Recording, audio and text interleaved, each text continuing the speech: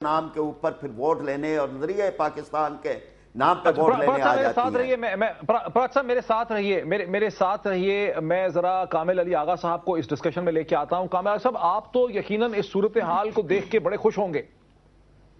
Doctor मुझे पीरज़ादा साहब, आप कोई जोक करने के मूड में हैं? नहीं, मैं जोक क्या कर रहा हूं, मैं तो आपसे मतलब कह रहा हूं कि यकीनन आप लोगों के तो लड्डू फूट रहे होंगे, दिल्ली दिल में लड्डू फूट रहे होंगे।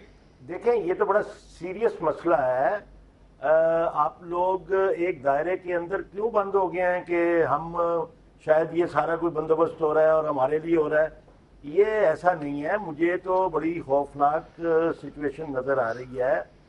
जो मैं सोच रहा हूँ, अगर मुझे आप मौका देंगे तो आप हैरान रह जाएंगे। मैं तो ऐसे देख रहा हूँ कि ये 2 दिन के अंदर ये कोई छोटे बच्चे नहीं हैं जिन्होंने कोई खिलौना तोड़ दिया है और फिर उसके बाद दूसरा खिलौना टूट गया है।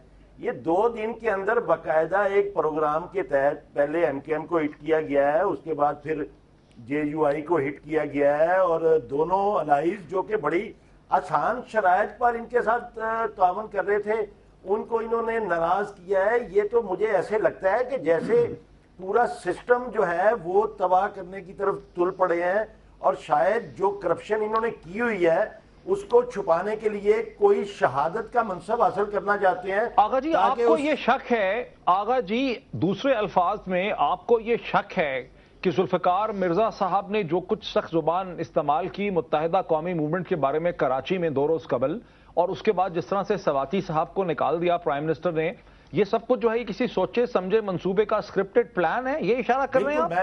मैं देखें, मैं तो 99% इस बात पे यकीन करता हूं, क्योंकि ये पॉलिटिकल लोग हैं और ये सारा कुछ समझते हैं, और ये वो लोग हैं जिन्होंने गलतियों के खमियाजे भुगते हुए हैं। ये कैसे ऐसे गलती कर सकते हैं? ये इस किस्म की गलती नहीं है। ये तो देखें, ये तो एक चेन ऑफ रॉन्ग्स है कि एक दिन एक किया, दूसरे दिन दूसरा किया, और ऐसे वक्त पे देखें कोई जवाब नहीं बनता। कोई जवाब नहीं बनता। जरा मेरे साथ रहिए, मैं जरा कराची में शर्मिला फारूकी साहब को एक बात सुन ले सिर्फ।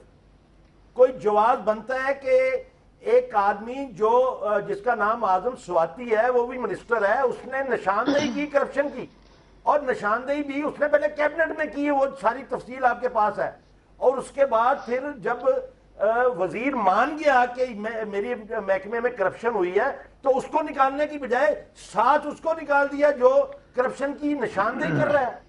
अच्छा, मेरे साथ रहिए, मैं जरा कराची में शर्मिला फारूकी साहब की तरफ चलता हूं, साहिबा की तरफ। शर्मिला, आप सुन रही हैं कि आगा जी कामिल अली आगा क्या कहते हैं। ये कामिल अली आगा अकेले ही नहीं कहते, कल से बहुत से लोग ये कह रहे हैं कि आखिरकार प्राइम मिनिस्टर और पीपल्स पार्टी के लोग जो हैं वो समझदार सियासतदान हैं, उन्हें सियासत की नब्ज का पता है, उन्हें सारी सूरत हाल का पता था। एक दिन में जुल्फिकार अली मिर्जा साहब का वहां पर सख्त स्टेटमेंट्स का इजहार करना, मुत्तहिदा को एस्ट्रेंज कर देना, मुत्तहिदा को पीछे हटा देना, उसे नाराज कर देना, दूसरे ही दिन वजीर आजम का फजलुर रहमान साहब को कॉन्फ्रेंस में लिए बगैर सवाती साहब को बरतरफ कर देना, सब कुछ एक सोचे समझे मंसूबे का हिस्सा है ताकि आरजीएसटी का जो सारा ड्रामा और प्रेशर था उसे पीछे हटाया जाए। क्या कहेंगी आप?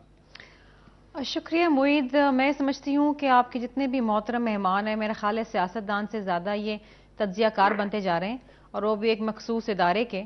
बड़ी अजीब सी बात है कि इनको ये सारा मंसूबा पता चल गया, या ये हम सबसे ज़्यादा पढ़े लिखे हैं, बड़े सीनियर सियासतदान हैं, लेकिन मैं इनकी कम अकली के ऊपर हैरान हूँ कि कहाँ से बात कहाँ निकाली और कहाँ पहुँचा दी ये बात।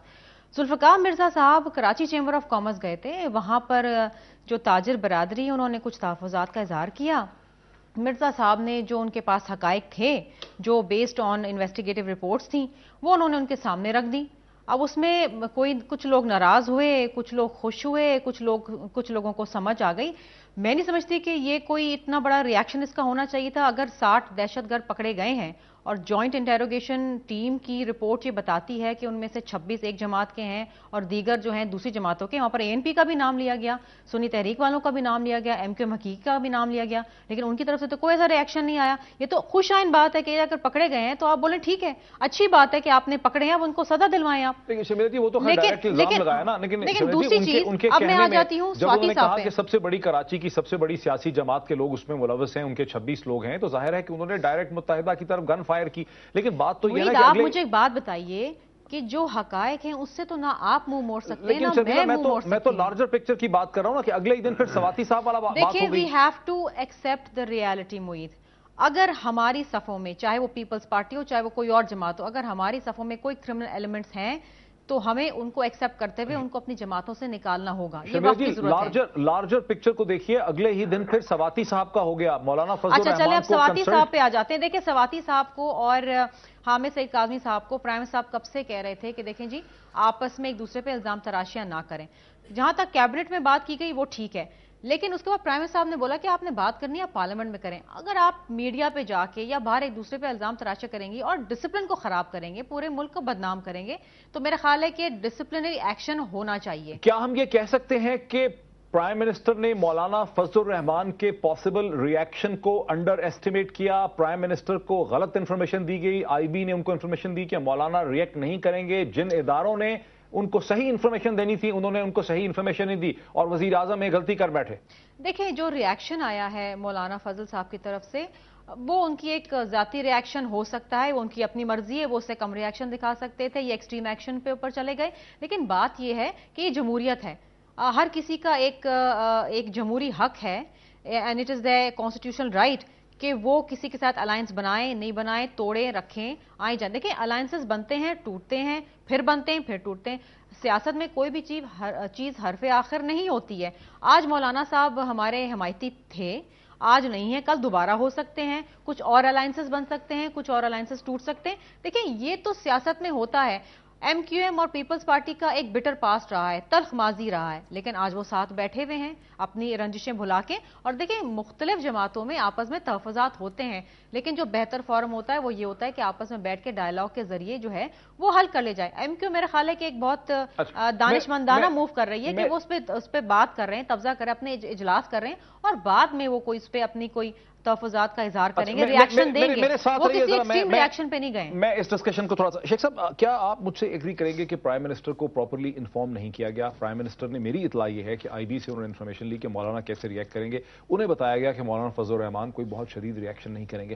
بہت سے ایسے ادارے جو ان کو بتا سکتے تھے کہ مولانا فضل الرحمان کیسے ری ایکٹ کریں گے انہوں نے ان کو نہیں بتایا اور پرائم منسٹر کو پھنسا دیا گیا. دیکھیں پہلے تو میں شرمیلہ فاروقی کو کہوں گا کہ مجھے نہیں پتا کہ فاروقی صاحب نے، مرزا ذوالفقار مرزا صاحب نے خود یہ بات کہی ہے. اگر خود کہی ہے تو اس کی کوئی ویلیو نہیں ہے، پھر وہ اس کا جذباتی ایک پوسچر ہے.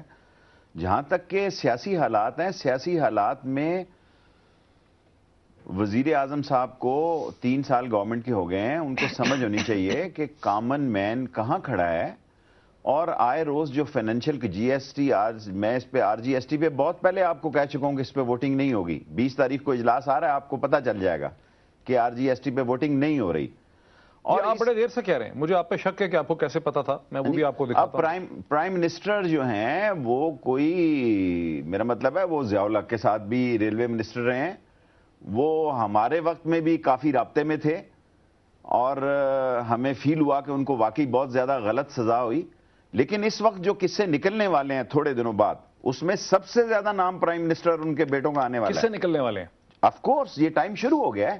دیکھیں نا اب یہ ٹائم شروع ہو گیا، اس کا کیا مطلب ہوا؟ دیکھیں ایک کیس آ گیا ہے. اب کیس جو ہے، ایک کیس پہ سپریم کورٹ نے بڑی واضح رولنگ دی اور اس کی رولنگ میں یہ 2 وزیروں کی صفائی سے میں دونوں وزیروں کا احترام کرتا ہوں، حامد کاظمی صاحب کا بھی اور سواتی صاحب کا بھی. Let me take a break. ناظرین ایک بریک لیتے ہیں. شیخ صاحب یہ کہہ رہے ہیں کہ جو سلسلہ شروع ہو گیا یہ سلسلہ رکنے والا نہیں ہے، مزید کیسز سامنے آنے والے ہیں. ایک بریک لیتے ہیں، بریک کے بعد ڈسکشن کو اسی پوائنٹ سے آگے بڑھاتے ہیں.